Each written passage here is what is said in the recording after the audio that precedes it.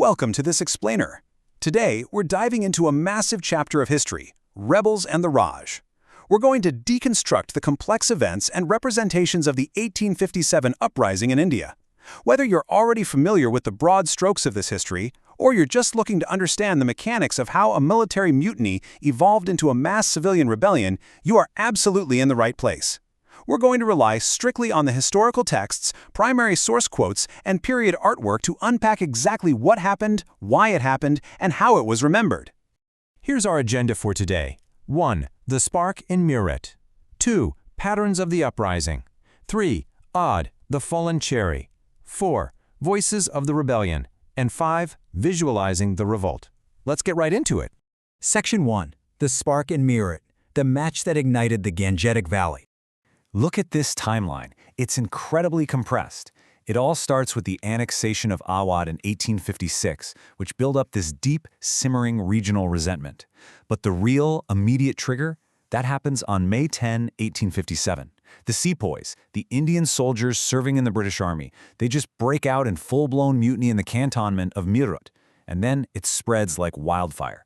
By the very next morning, May 11th, they've literally ridden through the night to Delhi, and the garrisons there join in. Fast forward just a couple of weeks to May 30th, and the uprising has completely engulfed major cities like Lucknow. We are talking about the total collapse of British authority across major North Indian cities in just a single month. Actually, one British officer at the time noted that their rule collapsed like a house made of cards. Now, to really grasp how this military mutiny spread so fast, we need to define a specific term, the bell of arms. Basically, this was a storeroom where weapons and ammunition were locked up. So why does this matter? Well, on the afternoon of May 10th in Meerut, this was the absolute top strategic priority for the mutinying sepoys. By taking over the bell of arms, they pulled off a massive move. They armed themselves, sure, but they simultaneously disarmed the British forces, which is what made their subsequent attacks on government buildings and telegraph lines even possible. Right in the middle of all this sudden chaos, you have this incredibly reluctant figurehead, Bahadur Shah, the old Mughal emperor. Early on May 11th, the mutinous sepoys show up at the gates of the Red Fort in Delhi, basically demanding his blessing. According to the sources, these soldiers had just killed Englishmen in Meerut over rumors that the new grease cartridges were corrupting their Hindu and Muslim faiths. They completely tossed out all the elaborate court etiquette and essentially forced the elderly emperor to comply. But here's the thing, by securing his blessing, they instantly gave their mutiny this profound political legitimacy. It wasn't just a military riot anymore, it was now a full-blown rebellion in the name of the Mughal emperor. Moving on to Section 2, Patterns of the Uprising. This is how a mutiny became a systematic rebellion. What's wild here is that the uprising didn't just spread randomly. It followed a chillingly coordinated four-step playbook. First up, a signal. That might be the firing of an evening gun or the blast of a bugle. Second, like we just talked about, seizing the bell of arms.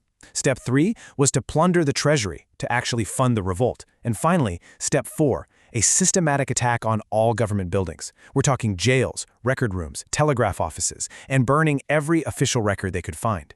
Seeing this exact same uniformity across different cantonments tells historians for sure that there was active communication, planning, and real coordination happening between the sepoy lines. As the physical infrastructure of the British Raj burned, a whole new unifying language of resistance emerged. The word Farangi, which is a Persian term often used derogatorily to mean foreigners, became the ultimate rallying cry. Almost overnight, proclamations in Hindi, Urdu, and Persian were plastered all over the cities. And they weren't just speaking to one specific group. They were calling out to the entire population, uniting Hindus and Muslims alike under a single shared goal, to completely wipe out the Farangis. But let's pause and think about what this actually felt like for ordinary people living through it. We have this amazing primary source report from the Delhi Urdu Akhbar dated June 14, 1857, and it plunges us straight into the street-level civilian perspective. The reporter paints a totally grim picture. Basically, ordinary vegetables like pumpkins are missing or just rotting away. The water carriers have completely stopped working. This meant the Sherpas, the elite nobility, were suddenly forced to carry their own water in pails on their shoulders just to cook a meal. It's a really vivid snapshot of how municipal services and the entire social hierarchy in Delhi completely collapsed during those chaotic months. That brings us to Section 3, Awadh, the fallen cherry, the epicenter of civil rebellion. To really understand the sheer fury that exploded in Awad in 1857, we have to wind the clock back to 1851. That's when Governor-General Lord Dalhousie dropped this infamous quote, describing the kingdom of Awad as a cherry that will drop into our mouth one day. I mean, talk about revealing. This perfectly highlights the aggressive, calculated expansionist policy of the British. Dalhousie's patient but predatory attitude finally culminated in the formal annexation of the kingdom in 1856, literally just 1 year before the revolt broke out. And you know, this annexation absolutely shredded the local social fabric. The Nawab was deposed. The zamindars, the powerful local landlords, were stripped of their estates. Meanwhile, the everyday peasants were slammed with exorbitant new taxes, and local artisans lost their royal patronage, leading to massive unemployment. So the British essentially managed to alienate every single social class at the exact same time. They unknowingly created this incredibly unified front of dispossessed elites and angry, overtaxed peasants who were more than ready to join the sepoys in taking up arms. All right, Section 4, Voices of the Rebellion. Let's decode the rebel proclamations. The great thing here is that we don't have to guess what the rebels actually wanted. We can just read their proclamations. The historical sources show us that the rebels brilliantly capitalized on some very deep, widespread anxieties. They tapped straight into this massive fear that the British were actively trying to destroy the Hindu and Muslim religions to force Christian conversions. Because of that, the rebel proclamations framed their fight as a holy war for cultural survival. They appealed to a greater public good, promising to protect people's livelihoods, their faith, their honor, and their entire collective identity from being wiped out. And if you look closely at these texts, it's a masterclass in targeted political messaging. They weren't just throwing out vague promises. They specifically addressed every distant social group. They looked at the pundits and fakirs and said, "You will be the guardians of religion." They promised the zamindars they'd get back their absolute rule and dignity, completely free from the humiliation of the British courts. Merchants were guaranteed safe trade without all those heavy tolls. Public servants were promised respect and real influence again. It was a comprehensive vision, basically promising everyone a return to their pre-colonial status. Finally, Section 5, Visualizing the Revolt, the battle for public opinion and the press. So let's look at how the British media was reacting at the time. Check out this satirical cartoon from the British comic journal Punch, titled The Clemency of Canning. When Governor-General Canning actually suggested that a bit of leniency and mercy might be the best way to win back the loyalty of the sepoys, the British public, who were absolutely out for blood, were outraged. This cartoon brilliantly illustrates that media backlash. It mocks Canning as this naive, looming father figure, gently patting the head of a sepoy who is literally still holding a dagger and a sword dripping with blood. The message from the press was loud and clear: moderation is a dangerous weakness. In stark contrast to Canning's push for clemency, the British press started widely circulating these really grim, imposing visual records. Illustrations like this one depicted the mass public executions of the rebels.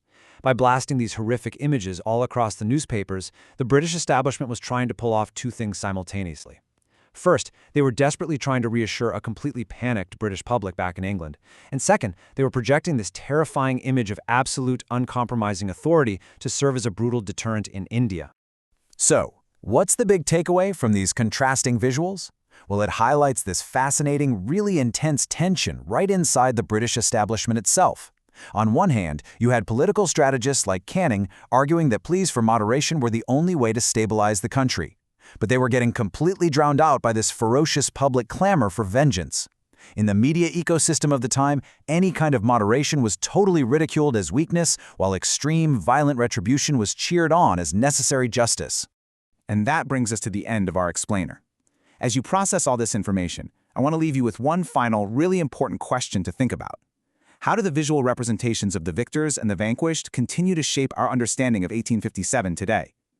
We've seen how the timeline rapidly expanded, how rebels carefully crafted their political messaging, and how the British press weaponized imagery to justify retribution.